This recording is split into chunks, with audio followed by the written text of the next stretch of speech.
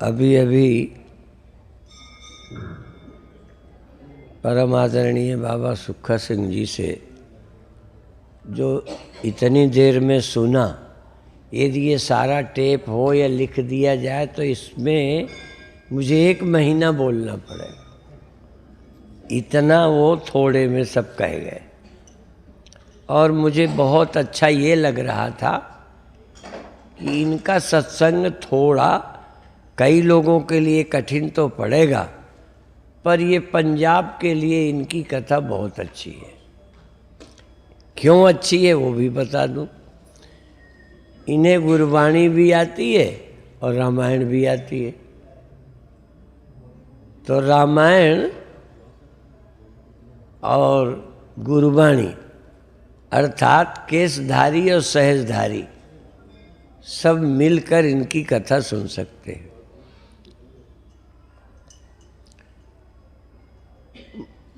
मुझे बहुत प्रेम गुरबाणी से होते हुए भी, चूँकि उसकी जो बोली है वो हिंदी वालों को कम जल्दी जबान पे चढ़ती है,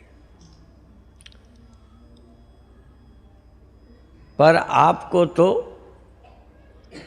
किसी तरह आपके हृदय में उतर जाए वाणी,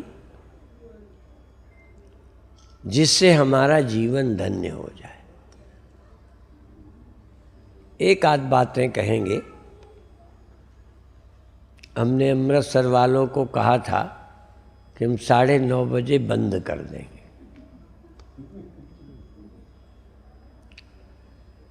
तो चलो आज हम 5-7 मिनट गड़बड़ करेंगे, पर कल से सूचना कि टाइम पे आओ और 9:30 बजे छुट्टी ले लो। फिर अभी लंगर है, कहीं कुछ है, वापस जाना है। यहाँ तो हम फायदे में बोलेंगे और जाके विजय जी के घर सो जाएंगे। जो दूर से आए हैं वो लौट के जाएंगे। पर फिर भी विद्यार्थी जीवन में ऐसा ही होता है। विद्यार्थी को जागना पड़ता है, पढ़ना पड़ता है, अन्य खेल कूद में कम मन लगाना पड़ता है, सबसे मन हटाकर पढ़ने में लगाना पड़ता है। खेलना बुरा नहीं है और काम मना नहीं है, लेकिन जिस समय जो हमें करना चाहिए उसमें ज़्यादा मन लगाना। बस पढ़ाई के दिनों में पढ़ने में ज़्यादा मन लगाओ और काम में कम। इसलिए एक श्लोक है, प्रथमे नार्जिता विद्या। पहले जिसने विद्या नहीं पढ़ी बचपन में, और द्वितीय नार्जितम धनम। और विद्यार्थी जीवन के बाद जिसने फिर धन नहीं कमाया। तीसरी अवस्था जिसमें भजन नहीं किया। तृतीय नार्जितम पुण्यम। यदि पुण्य नहीं किया, भजन नहीं किया तीसरी अवस्था में, तो चतुर्थे किम करिष्यति। फिर जब सिर डोलने लगेगा, जबान से बोला नहीं जाएगा, हाथ खाते में कंपने लगते हैं, नियंत्रण नहीं रहता, तब क्या करेंगे। इसलिए ये शरीर सब काम करते हुए समय बचाकर इसमें लगाना है। पर अभी बाबा जी ने थोड़ी देर में बहुत कुछ कहा है।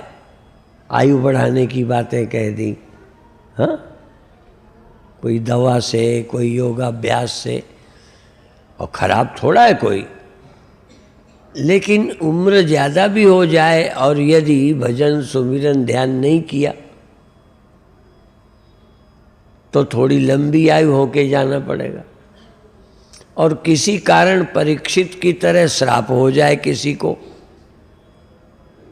और 7 ही दिन में जाना पड़े, पर 7 दिन में भी कोई सुखदेव जैसा मिल जाए जो ज्ञान ध्यान दे दे, तो जो कई जन्मों में नहीं प्राप्त कर सकते वो 7 दिन में प्राप्त कर लिया। ये तो आपने सुना ही है। गुरुओं ने कहा जन्म जन्म भर मत फिरो। कोई एक जन्म थोड़ा, 100 साल का मामला नहीं है। कई बार शरीर धारण किए फिर भी बात नहीं बनी। जन्म जन्म भर मत फिरो, मिटो न जम को त्रास। जम के त्रास का मतलब मृत्यु का ख्याल। मैं मर जाऊंगा, ये हर जोनी में ख्याल बना रहा।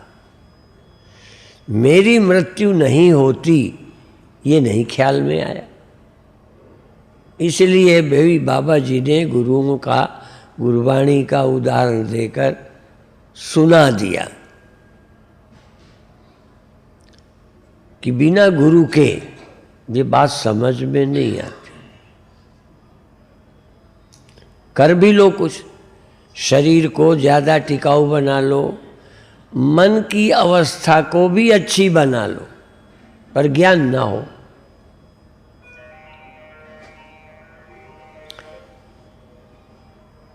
उदाहरण कैसे समझाएं कि कोई आदमी बड़े संयम करके शरीर को स्वस्थ बनाया। हमने पुराने संतों को देखा, 100-100 वर्ष से ज़्यादा जीवित रहते थे। हमारे गुरुदेव भी लगभग 100 से ज़्यादा रहे। हमने उनके दर्शन उनकी लगभग 80 वर्ष की उम्र में किए। थोड़े दिन उनके दर्शन किए, तब भी वो स्वस्थ थे। लेकिन फिर हमारे देखते वो थोड़ा जर्जर हो गए, शरीर उतना नहीं रहा। ये क्यों बता रहे हैं कि लंबी उम्र तक स्वस्थ रहने के बाद कभी तो बुढ़ापा आएगा, जिसको जरावस्था कहते हैं। हमारे यहाँ वृद्धावस्था के 2 हिस्से हैं। जैसे छोटे बच्चों के लिए शिशु और क्या बोल, हाँ, किशोरावस्था, और बाल्यावस्था के 2 हिस्से कर दिए। ऐसे ही वृद्धावस्था के भी 2 हिस्से हैं, जिसमें हम अपने आप सब काम कर लेते हैं। शौच जाना, स्नान करना, खा लेना, उठ जाना, चले जाना, जिसमें और को पकड़ के नहीं चलना पड़ता। समझो आप वृद्ध हैं, पर अभी जरा अवस्था नहीं आई। जरा अवस्था माने अब आप खुद अपना निर्वाह नहीं कर सकते। अपने नहाने को भी कोई चाहिए, कपड़ा बदलने को चाहिए, शौच जाए तो उठा के ले जावे। अब ऐसी उम्र जरा अवस्था है, उसमें क्या करेंगे, कौन सी साधना कर लेंगे। इसलिए वो अवस्था ना आए उसके पहले ही हम उसको जान लें। जान लेंगे तब भी आएगी। ये बात जरूर बताना चाहता हूँ। कई लोग सोचते हैं ज्ञान हो जाएगा तो ये सब होगा ही नहीं। प्रवचन में बाबा जी ने भी इशारा किया, संत तो इशारे में बात करते हैं, समझ जाने वाले समझ जाए। हम क्या कहेंगे उसी बात को, ये जो शरीर है ये कमजोर होगा, बूढ़ा होगा, कष्ट देने लगेगा। इसलिए कह दिया शरीर देह धरे का कष्ट सब काहू को हो। ज्ञानी भोगे ज्ञान से, अज्ञानी भोगे रोए। अज्ञानी व्यक्ति भी भोगता है, ज्ञानी भी भोगता है। पर ज्ञानी अंदर से संदेह में नहीं फंसता, भ्रम नहीं होता, अनात्मा में आत्मबुद्धि नहीं होती, जीव बुद्धि नहीं होती, जन्म मरण मेरे स्व में नहीं है, ऐसा वो जानता रहता है, पता रहता है। उसका विस्तार अगले कार्यक्रमों में करेंगे, पर आप इसमें सुनने के लिए गंभीर हो जाएं। सचमुच सुनना है। और चीज़ें तो सुन के समझना ही पड़ता है। ये विषय अध्यात्म का तो और कठिन है, और ज़्यादा ध्यान देना पड़ेगा। सुखमनी साहब में आप जानते हो अष्टपदियाँ हैं, उसमें आत्मज्ञान की अष्टपदी भी है, ब्रह्मज्ञान की भी है। बहुत पहले मेरे मन में आया ये आत्मज्ञान और ब्रह्मज्ञान दो अलग अलग क्यों किए। ये जल्दी नहीं सब कोई समझते, इसलिए कहीं न कहीं गुरुवाणी को भी, उपनिषदों को भी, गीता को भी, भागवत को भी यदि समझना है तो किसी गुरु के माध्यम से पढ़ें। बिना किसी माध्यम के जब पढ़ोगे तो आप अपने मन का ही अर्थ निकाल लोगे। इसलिए गुरु उसका अर्थ स्पष्ट करते हैं। तो आप गुरुओं की नगरी है ये। पहले तो पंजाब संतों की, ज्ञानियों की, गुरुओं की धरती है, और यहाँ सेवा का कितना महत्व है। ये मैं केवल आपको खुश करने के लिए प्रशंसा नहीं करता, दिल से कहता हूँ। विश्व में कोई ऐसा संसार संप्रदाय नहीं है जहाँ सिखों की तरह, पंजाबियों की तरह लंगर की सेवा होती हो।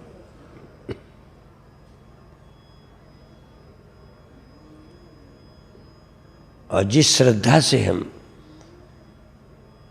दर्शन करते हैं गुरुवाणी का, दर्शन नमस्कार सुनते हैं, तो ये जो शब्द हमारे अंदर जाते हैं ये ऐसे ही नहीं है। यह तो हमने हाथी को देखा है, बड़ा विचित्र होता है, वो तो अजीब ही है। हाथी कैथा खा लेता है। पंजाब के लोग कैथा नहीं जानते होंगे। कपित्थ बोलते हैं, भगवान श्री गणेश जी का भोजन है। कपित्थ जम्बू फल चारु भक्षणम। वो कपित्थ कैथे को छिलके सहित निगल जाता है। वैसे ही जैसे कोई नारियल को खा जाए, उदाहरण के लिए, वो तो नारियल को ही, अभी कोई नारियल को निगल जाए तो बड़ा कड़ा होता है, वो तो तोड़ना पड़ता है, और पेट में भी कौन टूटेगा। तो कपित्थ जब वो हाथी खा लेता है, तो जब वो कभी बाहर निकालता है, गोबर करता है, गिराता है, तो वैसे ही निकल आता है पूरा, लेकिन उसमें वजन बिल्कुल नहीं रह जाता। ये हमने अपने आंखों देखा भी है, और उठा के देखा, जैसे उसमें वजन है ही नहीं। वो वजन उसकी गर्मी से पककर उसने ले लिया, और छिलका वैसे ही रह गया। ऐसे ही आपको सुनना है। शब्द का सार आपके अंदर चला जाए। इसलिए यदि शब्द को हजम करना सीखना है तो हाथी से सीखना चाहिए। और दूसरा उदाहरण भी देता हूँ, वो भी दे दूँ। बकरियां देखी हैं, और भी जीव, यूँ तो गाय भैंस, ये भी देखो विचित्र। भगवान ने हमको इतना श्रेष्ठ बनाया, भगवान ने सबसे श्रेष्ठ बनाया, पर कई गुण विशेषताएं उनको दे दी, तुम्हें नहीं दी। बकरी खा लेती है, फिर जब वो जाके बैठती है तब पेट का चारा मुख में ले आती है और जुगाली करती है। जैसे वहाँ लोग खाते हैं ऐसे वो आराम से खाती है, और उसमें जो कोई बीजे और कोई ऐसी चीज आ जाती है तो उसको गिरा देती है। ये है सुनने का ढंग। बकरी से सीखो। यहाँ तो जल्दी जल्दी यहाँ सोचने लगोगे तो आधी कथा निकल जाएगी। यहाँ तो खाए जाओ खाए जाओ खाए जाओ खाए जाओ, और जब जाओ तो बिस्तरे में बैठकर लेटकर क्या क्या सुना उसको दोबारा दोहराओ, दिमाग में लाओ, और दिमाग में ला के कोई गड़बड़ हो उसे बकरी की तरह बाहर फेंक दो, और बाकी फिर दोबारा निगल जाओ। ये काम हमको करना होता है, ये काम कोई और नहीं कर सकता, छटनी करने का। अभी अभी बाबा जी सुना रहे थे तो मैं सुन रहा था। ये बात अभी 4 से 10 दिन 15 दिन पहले किसी से सुनी कि इच्छा तो हो जाती है, स्मृति आ जाती है, वो तुम नहीं रोक सकते, आ गई, कोई याद आ जाती है। ये इसलिए सरल बात बता रहे हैं कि याद आ जाना स्वभाव में है, पर उस याद का महत्व देकर दिमाग में रखना या फेंक देना, ये आपका काम है। याद आ जाना, कहीं रोड से निकलते हैं, कहीं जाते आते हैं, कुछ घटना घटती है, हरिद्वार पहुंच गए तो वो याद आ गई तो आ गई, क्या लेना देना, उसको महत्व न दोगे, याद आई और गई। ज्यादा ध्यान दोगे तुम आसक्त हो जाओगे। जो सुना रहे थे ना बाबा जी, विषयों में आसक्त नहीं होना।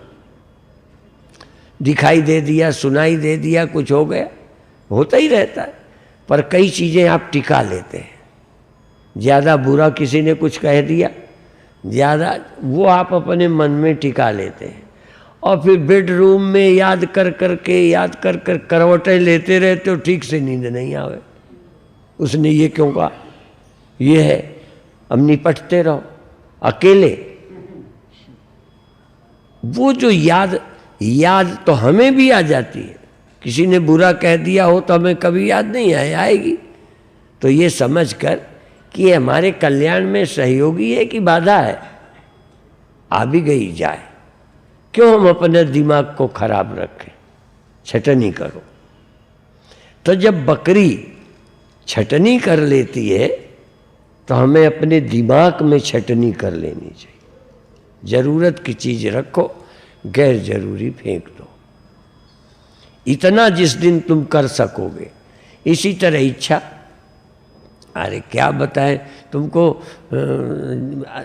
सुन के खराब लगेगा, रुपया पड़ा हो तो हमारा मन करता है उठा लो, ठीक है, पर देखो मन में आ जाना एक बात है, ये मन में आया, अब बुद्धि में निर्णय करो। हम साधु हैं, हम धर्मात्मा हैं, क्या करना इसको, इतने से हम क्या करेंगे, क्या बन जाएगा। कई जगह मंदिरों से चप्पल चले जाते, अब बताओ, यदि नहीं ले जाता तो क्या हो जाता, पर बस मन में आया, बुद्धि साथ नहीं देती। मन में आना एक बात है, और बुद्धि से ले जाएं, ये योजना बना लेना अलग बात है। ये तो उदाहरण हो गया चप्पल का। ऐसे ही सैकड़ों बातें हैं, विशेष करके आज युवा पीढ़ी के लिए। मन में आता ही आता है। नशेड़ियों को नशा करने कहा जाता है।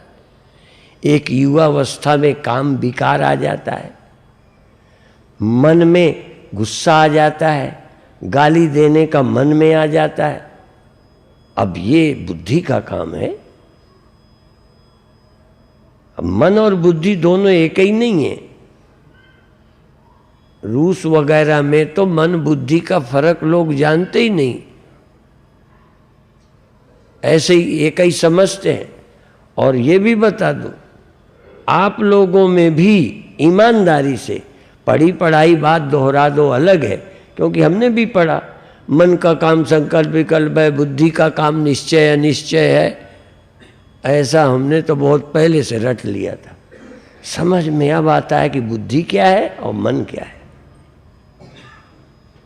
कई के पास बुद्धि है ही नहीं, मन है। जैसे रथ में, रथ को हाँकने वाला अलग होता है और रथ में बैठे हुआ अलग होता है। इसी तरह और उसको चलाने वाला और घोड़े। अब ये इंद्रियां घोड़े हैं। अभी मान लो खट्टा खट्टा कोई दवा है, कड़वी है, डायबिटीज वालों को ज़्यादातर कड़वी दवा ही खाते। करेला है, उसमें तल के स्वादिष्ट न बनावे, अब वो खाएंगे तो जबान में, तो देखो जबान तो जबान है, वो अच्छा नहीं लगेगा। जबान है तो मन करेगा ना खाएं, मन तो मन, जबान के अनुसार मन में आएगा ना खाओ। तो बुद्धि से निर्णय करो कि इससे फायदा है, अच्छा लगे चाहे न लगे खाना है।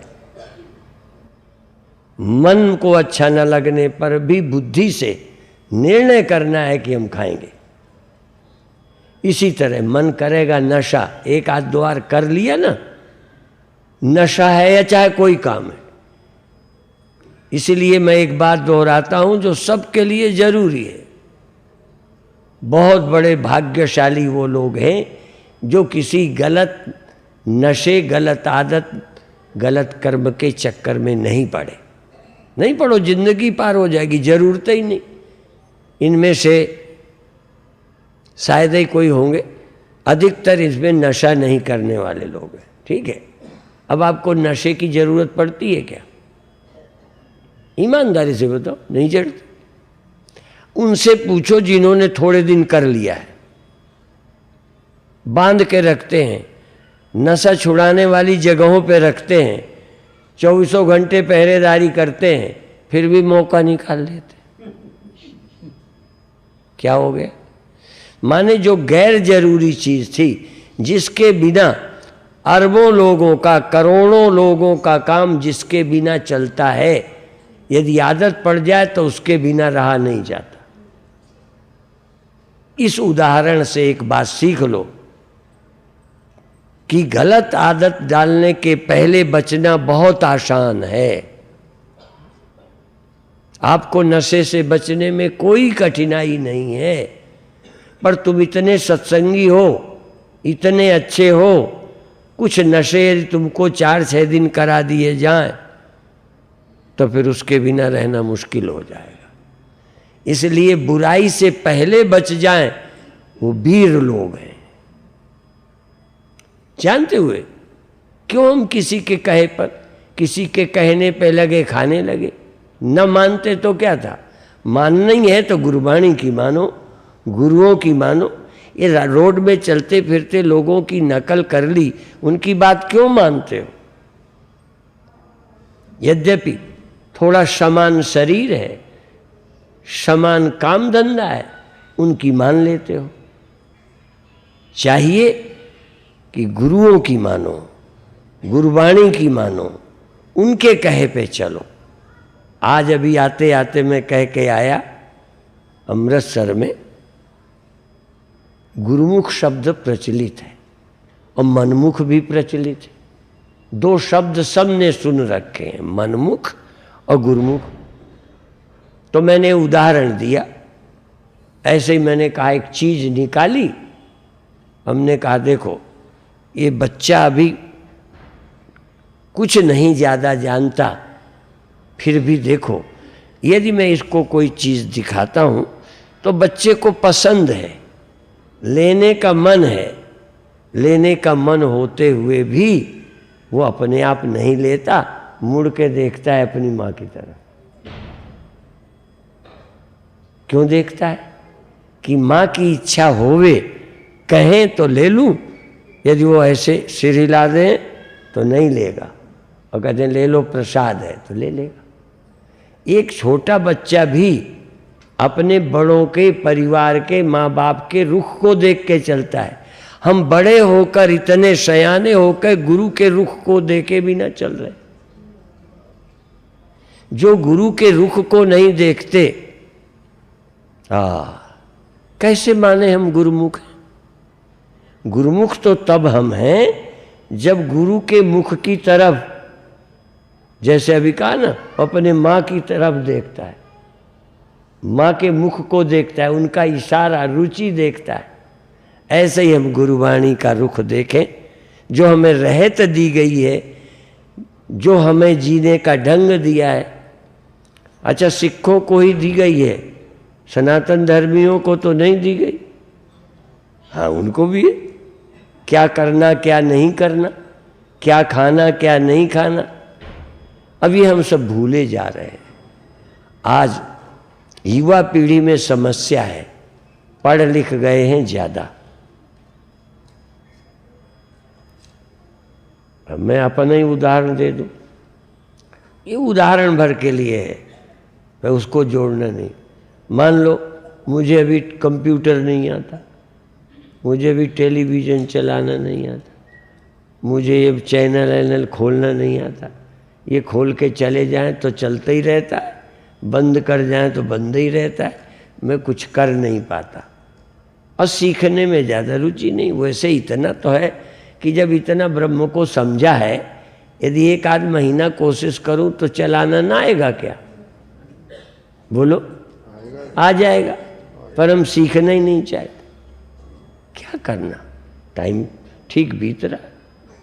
ये तुम्हारे लिए नहीं कह रहा, ये एक समझा रहा हूं। ऐसे ही कई चीज़ें तुम्हें समझ नहीं आती, जैसे मुझे ये चलाना नहीं आता।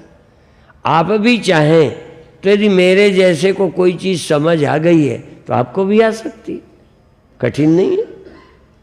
पर इसमें आपको भी उतनी ही रुचि चाहिए, बिना रुचि के कुछ नहीं बनता।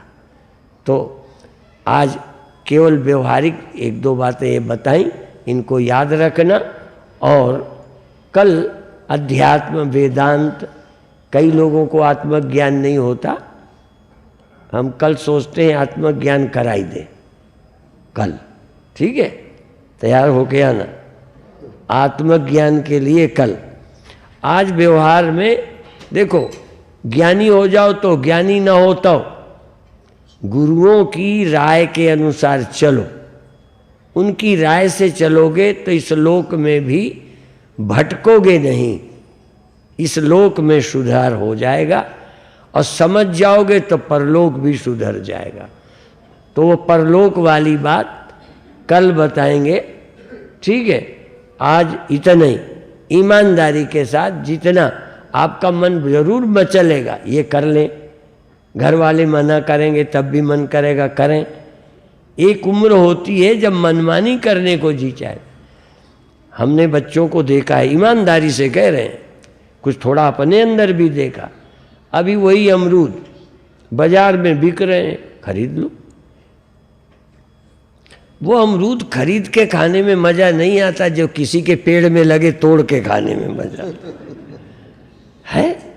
मनुष्य को कुछ इधर उधर का करके ज्यादा ही रस आता है।